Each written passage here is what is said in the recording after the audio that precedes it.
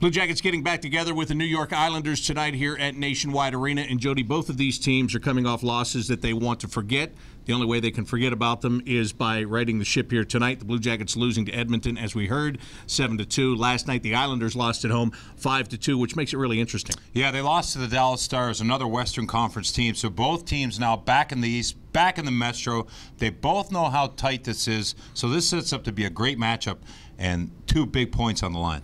The Blue Jackets are going to play this game and games for the next couple of weeks without Brandon Dubinsky. He got injured at the end of that game against the Edmonton Oilers. He is out. That means who is going to step up? Centerman Alexander Wenberg says it has to be a host of people. If a couple of guys are a little cold right now, we've got to find a way to get back. And I mean, it doesn't matter if 1 guy or 5 guys. Just at the end of the day, we got to win games, and I feel like the guys got to step up. A nice opportunity for Alexander Wenberg to start with the step up himself. He's a center iceman. He's got really has an opportunity here to take this. It's been waiting a little bit on him. He's been thinking about it. Now he is the centerman in the position that can lead this for these guys. Another centerman that may get a chance to get some more ice time with Dubinsky's absence is Lucas Sedlak. And he says one of the things that has to become very important for this team is starting to crash the net. I don't think we're getting really good chances either, you know. Last couple of games especially, I feel like we don't get any rebounds. We need to have more bodies in front of the net and throw some shots and get rebounds and get some goals like that, because I can remember when we scored a goal from rebound. Lucas is a good student because yesterday it's exactly what the Blue Jackets worked on in practice. Simple hockey, pucks to the net, don't miss the net, and get in there. And Lucas with that big body, watch him tonight, effective, and try to get in there and push some people around and put the puck in the net.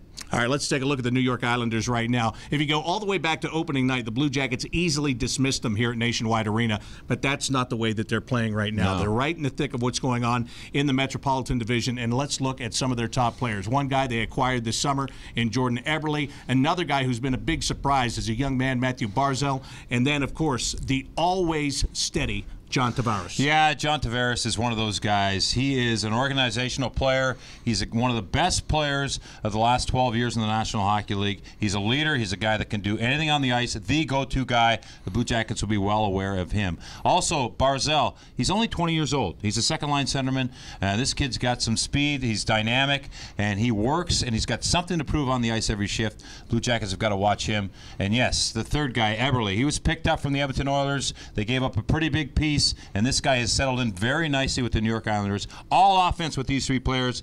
The Blue Jackets might want to play a little physical against them here tonight. Every game we're talking about guys that are 18, 19, 20 years old on both sides. It's a trend in the league. I mean, it's really been popular the last few games. Of course, you're talking about Pierre-Luc Dubois, the 19-year-old centerman for the Columbus Blue Jackets. It's the norm in this league right now, and it's fun to watch. All right, it's time to go beyond the numbers, and that's brought to you by Telhio Credit Union. What is your number tonight? It's going to be 51. As in 51% in the face-off circle. It starts there for the Columbus Blue Jackets. It's the initial battle of every shift. When the puck is dropped, the Blue Jackets, not just the center iceman, your wingers now. With Dubinsky out, there's going to be a bit of a hole and an opportunity there. Get those face-off percentages up. Get it over 50. All right, sounds good. That's Beyond the Numbers, brought to you by Telhio Credit Union.